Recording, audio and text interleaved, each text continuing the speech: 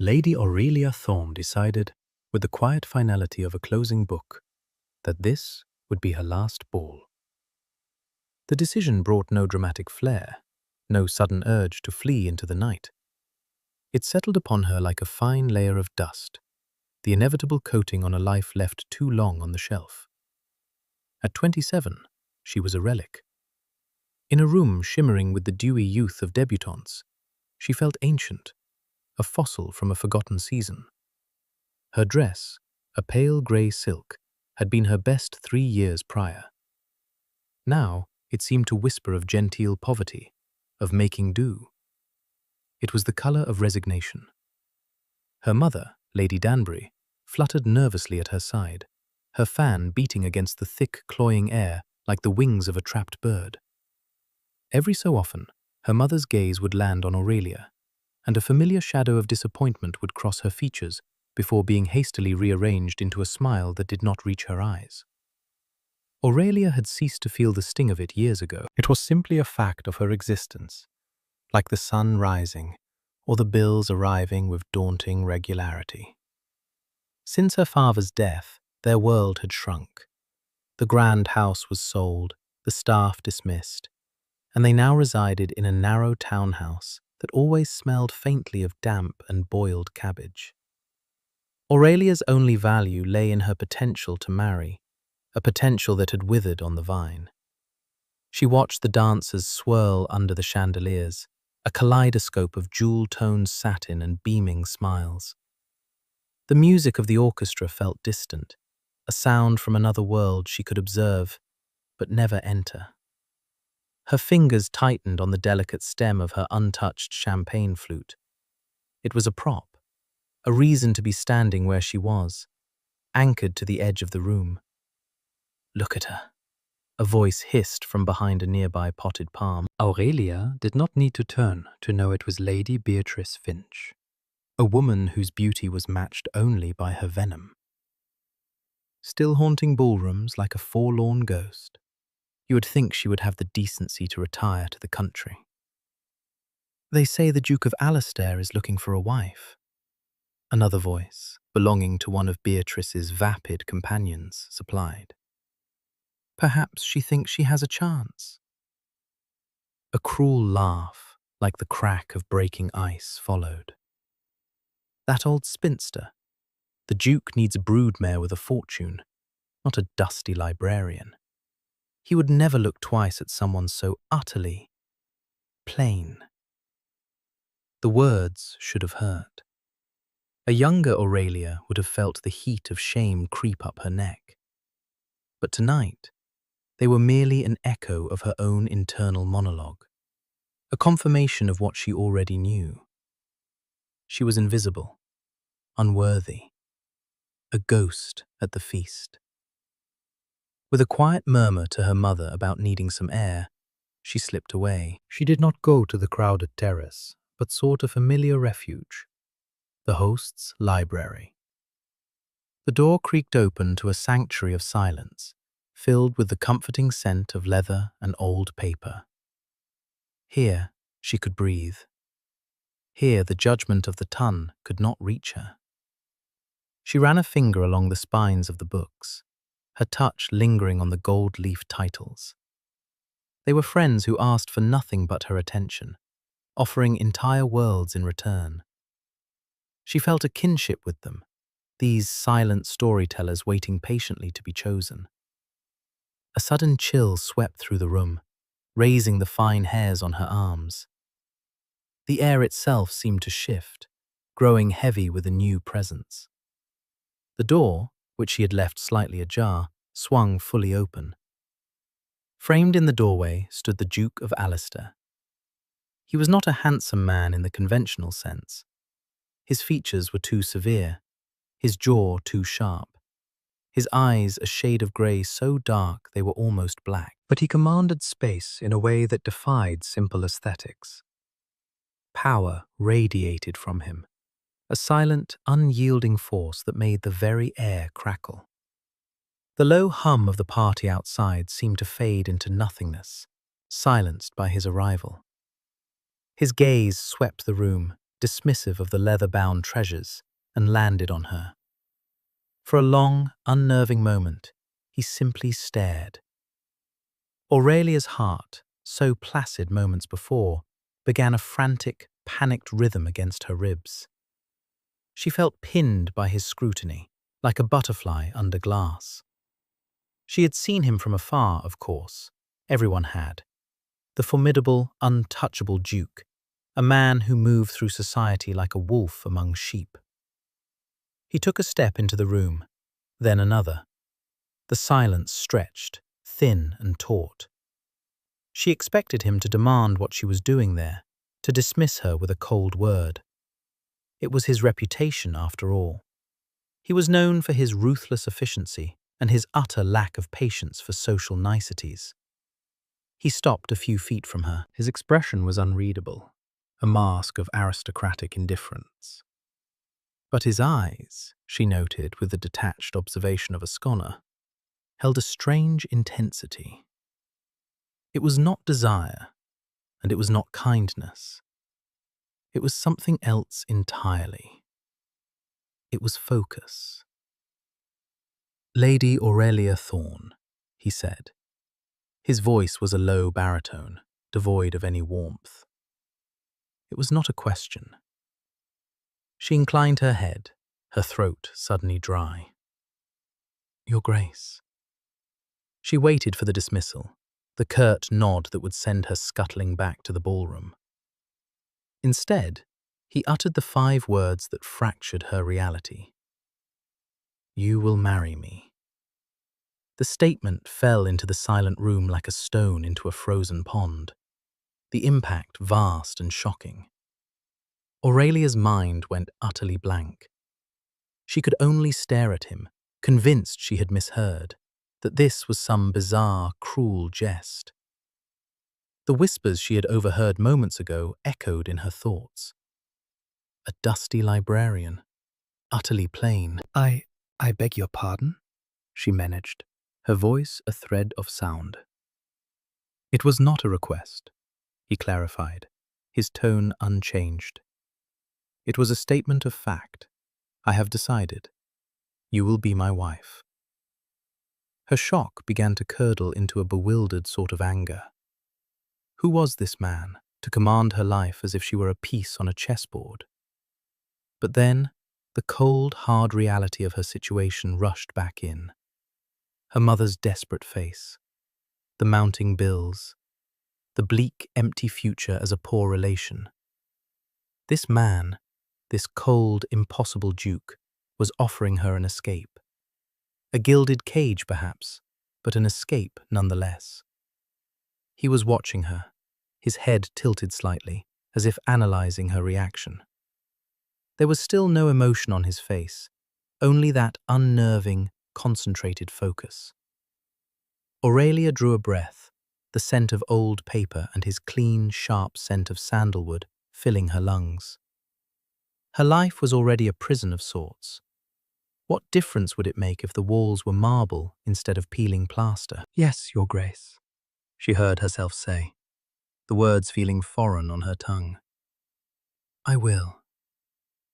For the first time, a flicker of something crossed his features. It was not surprise, but perhaps satisfaction. The look of a man whose complex calculations had just proven correct. He gave a single, sharp nod. "It is settled, then. I will speak to your mother." And with that, he turned and was gone, leaving Aurelia alone in the silent library.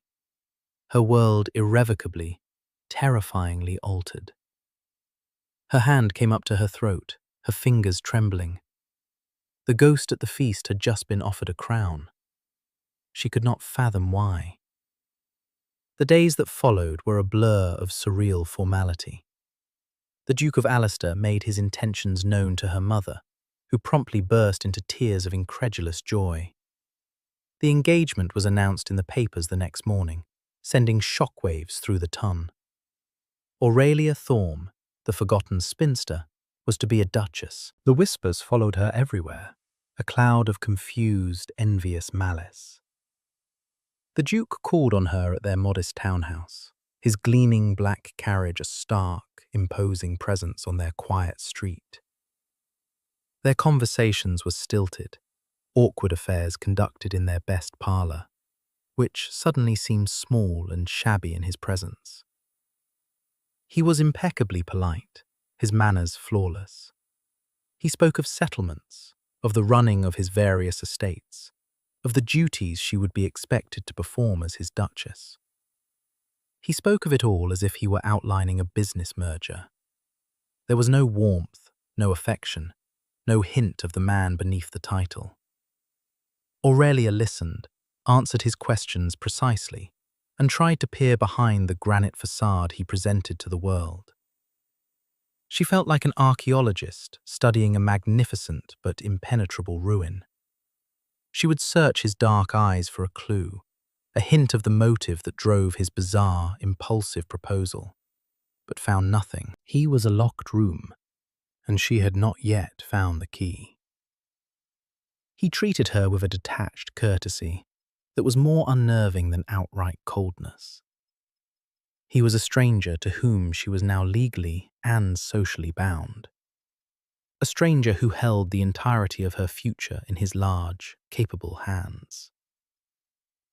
One afternoon, he sat across from her, a ledger spread on the small table between them. He was explaining the vast, complex network of his household finances. The Duchess has traditionally overseen the domestic accounts, as well as the charitable endowments, he explained, his voice a dry monotone.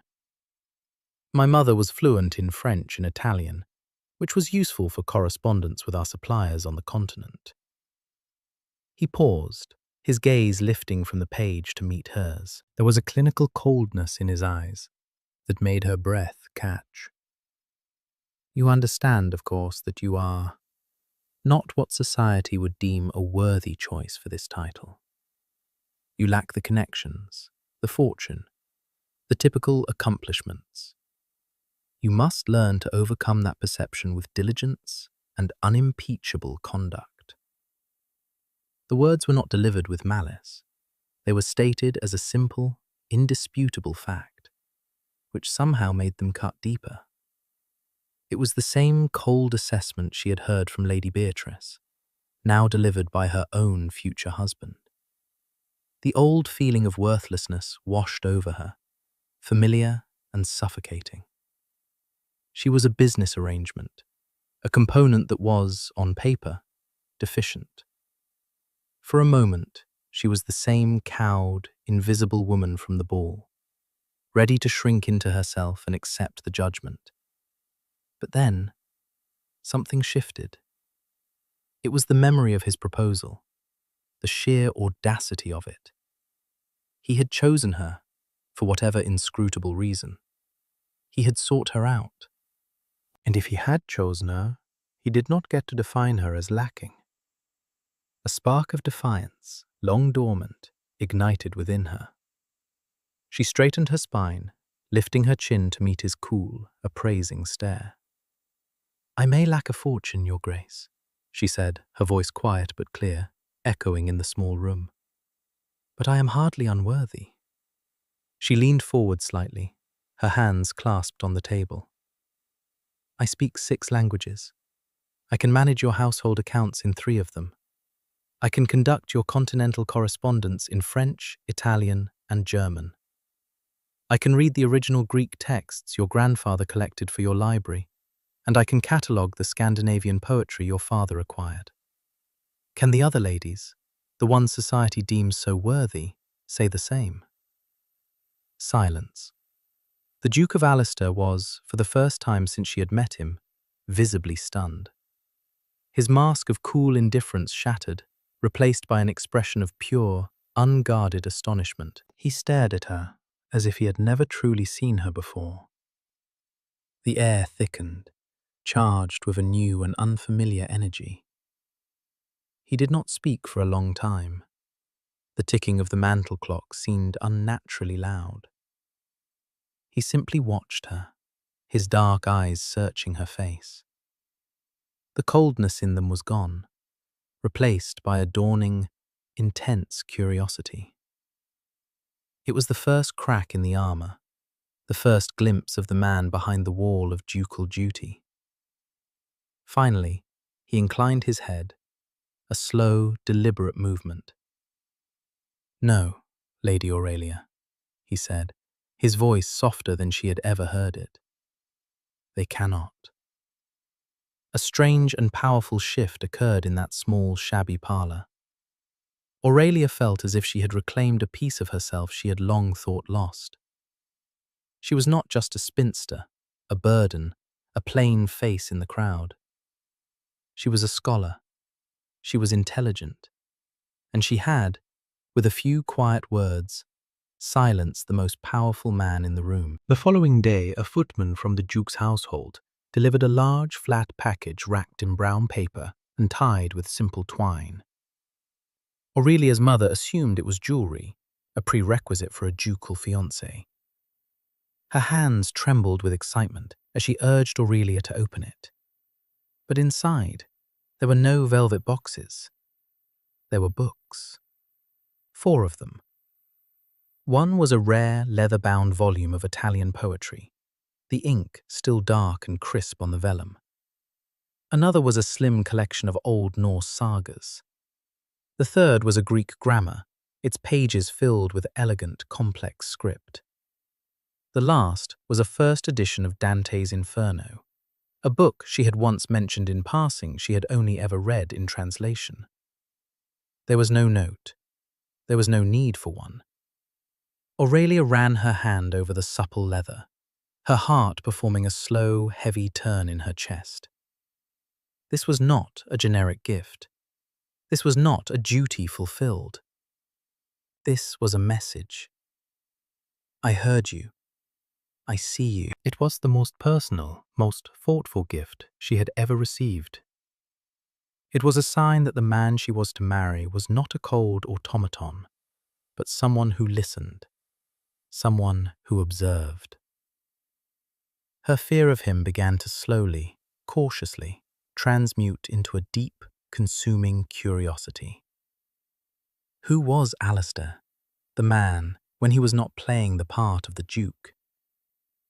Their next public appearance together was at a garden party hosted by the Countess of Ellsworth. As they stepped from their carriage, a hush fell over the assembled guests. Every eye was on them, on the formidable Duke and his shocking, mousy fiancée. Aurelia felt the familiar urge to shrink, to become invisible, but the weight of the Duke's hand on the small of her back was a steady, grounding presence.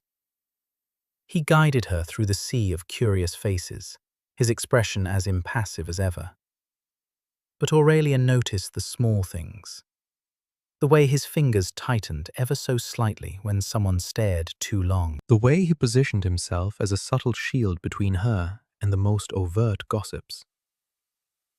They were taking tea on the lawn when Lady Beatrice sashayed towards them, her smile a slash of predatory red. "Your Grace," she purred, ignoring Aurelia completely. "And Lady Aurelia, how quaint you look." Her eyes swept over Aurelia's simple muslin day dress with open contempt. Aurelia stiffened, preparing for the inevitable sting of the insult. "We were all just saying," Beatrice continued, her voice carrying to the surrounding tables, "how remarkable it is that a clever little spinster could manage to trap the most eligible man in England. One must admire the sheer audacity of the scheme." The air grew thick with unspoken glee. This was the drama the ton craved, the public humiliation of an upstart. Aurelia's teacup rattled in its saucer, her knuckles white. She opened her mouth to offer a dignified, if weak, defense. But before she could utter a sound, the Duke spoke. His voice was not loud. It was quiet, almost conversational, yet it cut through the chatter like a shard of glass. "Lady Beatrice," he said, his gaze as cold and sharp as a winter frost. I find my fiancé's intellect a far greater asset than a sharp tongue and an empty mind. He paused, letting the words land with devastating precision.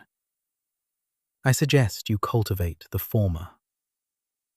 Beatrice's face went from smug to slack-jawed. A wave of scarlet washed up her neck, a stark contrast to her pale gown. A few people nearby gasped. Others suddenly found their teacups intensely fascinating. Utterly routed, Beatrice could only stammer a garbled noise before turning on her heel and fleeing. Aurelia stared at her future husband. He had not raised his voice. He had not made a scene. He had simply, and with brutal efficiency, defended her. He had protected her. The cold, unreadable Duke had unsheathed his claws on her behalf. A warm, unfamiliar feeling bloomed in her chest, startling in its intensity. It was a confusing mix of gratitude, shock, and something else. Something she was afraid to name. She looked at him, truly looked at him, and saw not a duke, but a man. A man who had just declared, in his own reserved way, that she was his. The carriage ride back to her townhouse was thick with a new kind of silence. It was no longer the awkward silence of strangers, but a heavy, charged quiet, brimming with unspoken things. The events of the afternoon played over and over in Aurelia's mind. His defense of her had been so swift, so absolute. She was no longer afraid of him. Her curiosity had burned through her fear, leaving a bold, pressing need for the truth. She could not marry this man, could not bind her life to his, while floating in this sea of uncertainty. The carriage stopped in front of her home. The footman opened the door. But instead of getting out, Aurelia turned to the Duke. The interior of the carriage was dim, casting his severe features in shadow. "Your Grace," she began, her voice steadier than she felt. "May I ask you a question?" "You may," he replied, his tone neutral. She took a breath, gathering all her courage. "Why me? At the ball, you had your choice of any woman in that room. Women with beauty, with wealth, with connections. Women society would have deemed far more worthy." She used his own word, throwing it back at him not as an accusation, but as a genuine, desperate inquiry. "Why did you truly choose me?" He did not answer immediately. He stared out the window at the quiet street, his gloved hands resting on his knee. The silence stretched, and Aurelia feared he would dismiss her question, retreating once more behind his wall of ducal reserve. When he finally turned to look at her, the change in his expression was breathtaking. The mask was gone. In its place was a raw, aching vulnerability that stunned her into silence. The formidable Duke of Alistair looked lost. "Because I have been looking for you for 10 years, he said, his voice low and rough, with an emotion she could not identify. Aurelia could only stare, her mind struggling to make sense of his words. I do not understand. We had never met before that night." "Yes, we had," he said softly. A faint, sad smile touched his lips, transforming his face. "You would not remember me. I was not a duke then. I was simply Alistair Hayes, the second son, a bookish nobody with no prospects and no title." He leaned back against the squabs, his gaze distant, as if looking into the past. "It was in Florence, in the Laurentian Library. I was there to study architectural manuscripts. It was a hot afternoon. The room was empty, except for one other person. A young English girl with quiet eyes and a smudge of ink on her cheek. She was utterly absorbed in a copy of Dante. Aurelia's breath caught in her throat. A memory, faded and dreamlike, surfaced from the depths of her mind. A sun-drenched library. The scent of old vellum. A tall, serious young man with kind eyes who had approached her and asked, in hesitant but passable Italian, what she thought of a particular passage. You looked up, Alistair continued, his eyes fixed on her face. And you began to speak, not about the romance, but about the structure of the verse, the linguistic choices, the political allegories. You were brilliant, more alive and passionate in that dusty library than any woman I had ever met in a ballroom. Her heart was hammering against her ribs, a frantic, wild drumbeat. She remembered. She remembered the conversation, the easy camaraderie, the startling connection with a stranger who saw the world as she did. It had been a single, perfect afternoon, a jewel she had kept hidden away, convinced it was a figment of her imagination. We spoke for hours, he went on, his voice growing thick. I was enchanted. I was going to ask your name, to beg to see you again. But a courier arrived, a message from England. My elder brother, there had been a riding accident. He was gone. I was the new heir. I had to leave immediately. He closed his eyes for a moment, the pain of the memory still sharp on his features.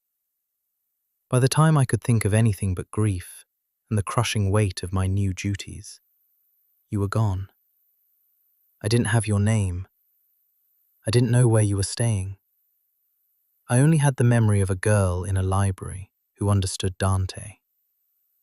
He opened his eyes, and the vulnerability in them was a physical blow. I became the Duke. I put away the scholar. I built walls around myself to survive the duties I never wanted. But I never stopped looking.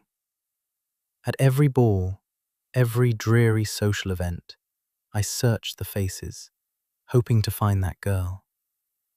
For 10 years I looked. His gaze held hers, intense and pleading. And then, that night, at the ball, I saw you. You were standing by the wall, looking so lost, and I heard what that vile woman Beatrice said about you. And in that moment, all my carefully constructed plans to court you properly, to reintroduce myself, they all evaporated. I saw the world treating you as if you were invisible, and I could not bear it. I was a coward. I used my power and my title to claim you, because I was terrified that if I hesitated, I would lose you again. He let out a long, shuddering breath. My proposal was not a strategy, Aurelia. It was an act of sheer, selfish desperation. I chose you because I have been half in love with you for a decade. The confession hung in the small, dim space of the carriage, vast and overwhelming. The cold, ruthless Duke was a fiction. Beneath it was a lonely scholar, a man grieving a life he never got to live, who had spent 10 years searching for a ghost. A single tear escaped Aurelia's eye and traced a slow path down her cheek. It was not a tear of sadness, but of profound, earth-shattering recognition. All the pieces of the puzzle that was Alistair Hayes clicked into place. His distance, his quiet protection, the gift of books. It was all part of the same silent, decade-long story. I remember, she whispered, her voice trembling. His head snapped up, his eyes wide with disbelief. You do? Yes, she said, a watery smile touching her lips. The man in the Florence library, the one who knew about tercets and ghibellines. I never forgot you. I thought I had imagined how special that afternoon was. It was the only time a man had ever seemed to see me, not my family name or my lack of dowry, but me. She reached out, her hand hesitating for a moment before she gently placed it over his. His gloved fingers were rigid with tension, but they slowly, cautiously, turned to clasp hers. Alistair, she said, the name feeling both new and deeply familiar on her tongue. You are not the only one who was lonely. The last of his formidable control crumbled. He brought her hand to his lips, his touch achingly gentle. He did not kiss her knuckles as a duke would. He turned her hand over and pressed a soft, warm kiss into the center of her palm, a gesture of such intimate, heartfelt reverence that it made her entire body ache.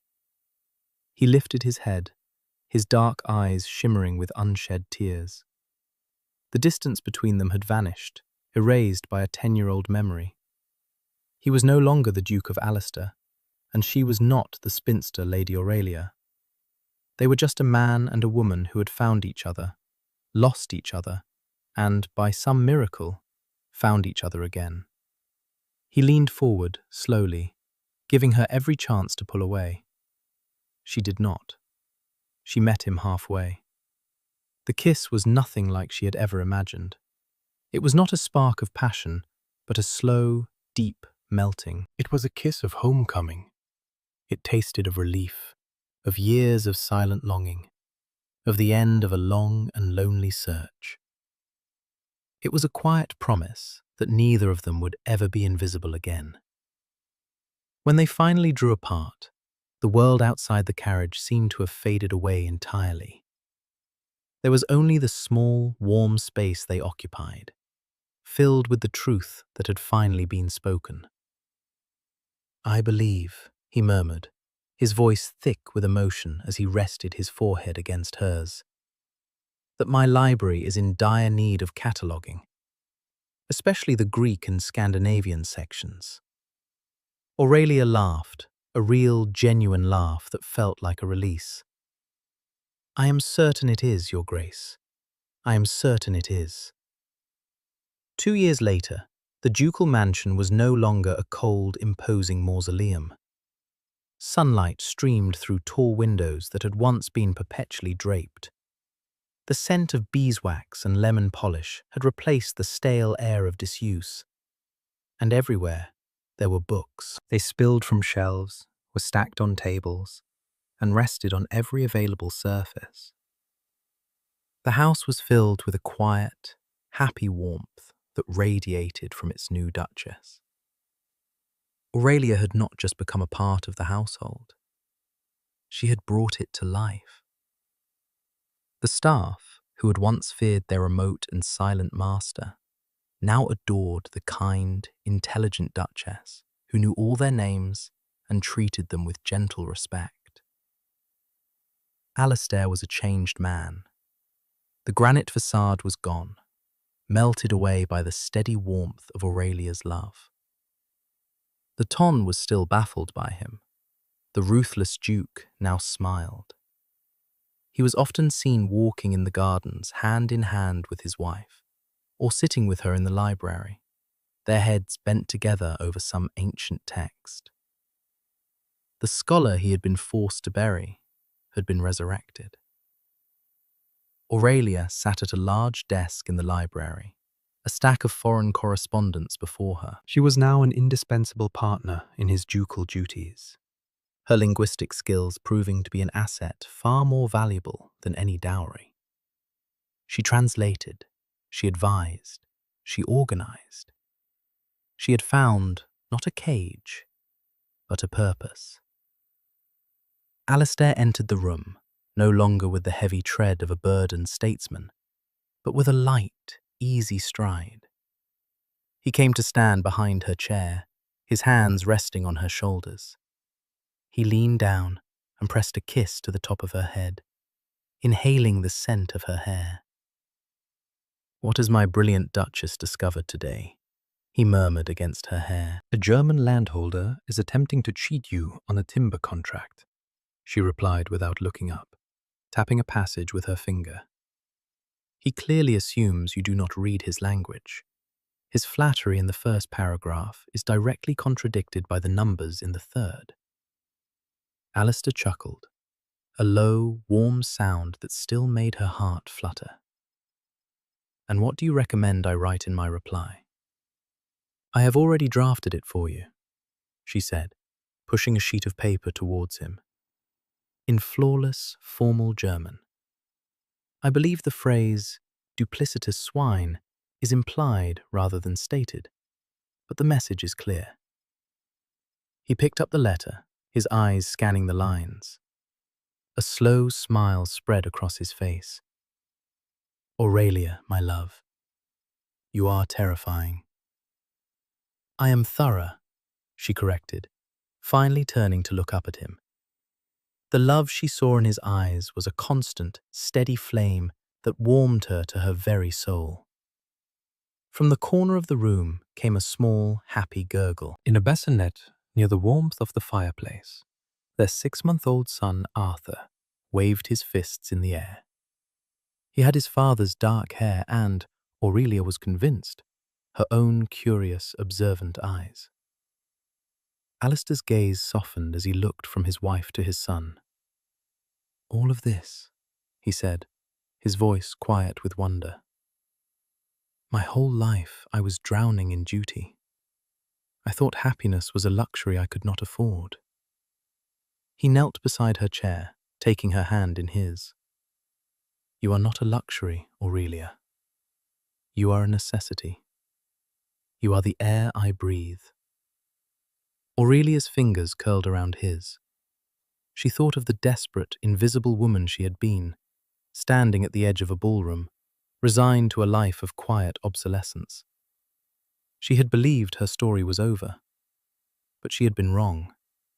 It had simply been waiting for the right chapter to begin. Her worth had never been about a title, or a fortune, or a pretty face. Her worth was in her mind, in her quiet strength, in the unique way she saw the world. It had just taken one other person, a lonely scholar in a ducal mask, to see it too. It is never too late, is it? She whispered, looking from her husband to her child, her heart full to bursting. No, my love, Alistair agreed, his thumb stroking the back of her hand. For us, it was just in time. Outside, the London rain began to fall, but inside the library, surrounded by books and love, the world was bright and warm and utterly perfect. The ghost from the feast had found her home, not as a duchess, but as a beloved equal, a cherished partner, a woman finally, completely seen.